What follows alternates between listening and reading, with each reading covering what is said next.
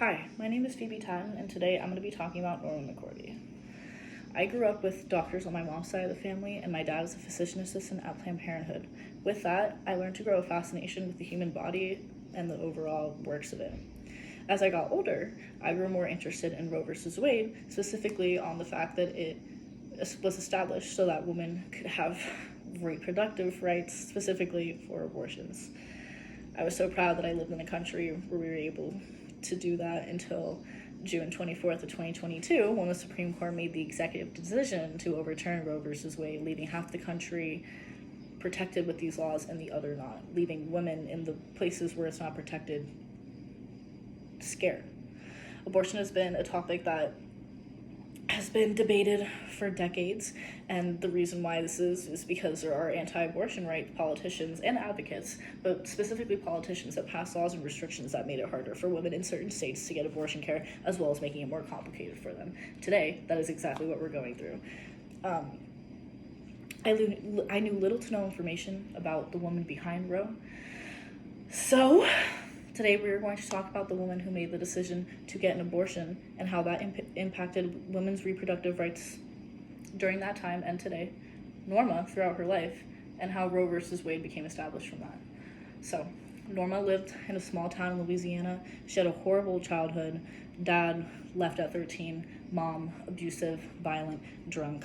Norma had come out to her church when she was younger as a safe space, and they basically said bye-bye, which made her mom more violent. Therefore, she would run away from home, which ended up getting her sent to boarding schools, which never worked out for her, and then she didn't get past ninth grade. So at 15 years old, she starts working, and she's working at a burger joint in Dallas, Texas, and she meets this guy, Woody McCorvey, and they move in with each other, and she gets married and has her baby.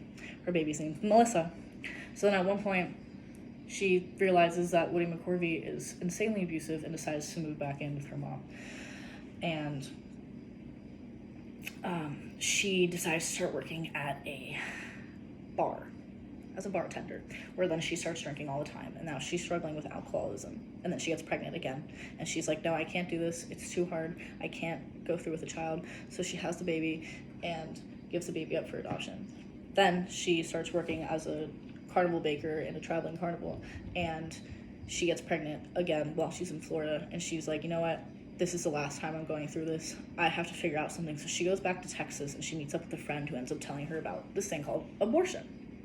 So she decides to go to the doctor that helped her conceive her last two children and says, hey, I found out about abortion, where can I get it, I want it. The doctor straight up tells her it's illegal, I cannot provide this service to you, and hands her a piece of paper with a number on it.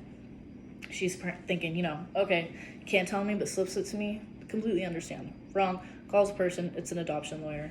She ends up meeting up with her friend again that told her about abortion, and she recommends her an abortion site. She goes to this abortion site, caution tape, blood everywhere, and this man tells her, it was raided by cops, to leave. So she calls the adoption lawyer, and the adoption lawyer tells her that she actually knows two people that are lawyers that are willing to help her. So Sarah Weddington, Laura Coffey. Laura Coffey was a feminist, and Sarah Weddington actually had an abortion in Mexico while she was in law school. So they went to court and explained Norma's situation and how if women in the state of Texas want an abortion, they have to travel to other states if they can even afford it. So with that, they said that women all over Texas had various reasons why they did not want to continue their pregnancy. Therefore, they had every right to have an abortion, such as work, health, school, financial, family-related, or other. So with that, the Supreme Court ruled 7-2 in favor of Roe. Abortions were legalized, and 46 states had to change their laws based on this ruling. Just look at that. Norma did such a great job. She did it, but she was pregnant during this time, so she couldn't have an abortion, so she ended up having her third child. So then she becomes the poster child and starts advocating for pro-choice advocates, and they don't accept her. They're not accepting her. She becomes this crutch for her. She befriends someone that becomes a crutch for her that is on the anti-abortion side, and she ends up switching sides because she did not feel accepted in the pro-choice side. But here's this man seeing her in a vulnerable state, saying, oh, you're accepted, we understand you, and she comes over. So then she joins the anti-abortion side, except they don't accept her either because they're telling her that she can't be gay.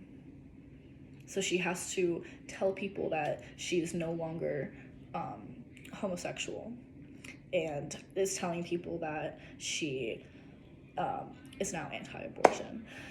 So in the first interview that she had when Roe versus Wade was passed, she said that she felt very strongly that abortion would be legal, but only through the first trimester, which is very interesting because there are a lot of states to this day that now you can only have an abortion to a certain extent, except with them it's like you wouldn't even know if you're pregnant then. So it's just really interesting to see how she felt and how some people today felt that same way, except they feel it a little bit stronger in the sense where they want to be earlier term than just like earlier than the first trimester. So in conclusion, today Texas is one of the states that is now illegal to have an abortion in, and Norma Story is what made abortion legalized to begin with in that state. And I always wonder to this day if anyone's story that was similar to her, if that was brought up to Supreme Court, would that be enough? And I ask myself,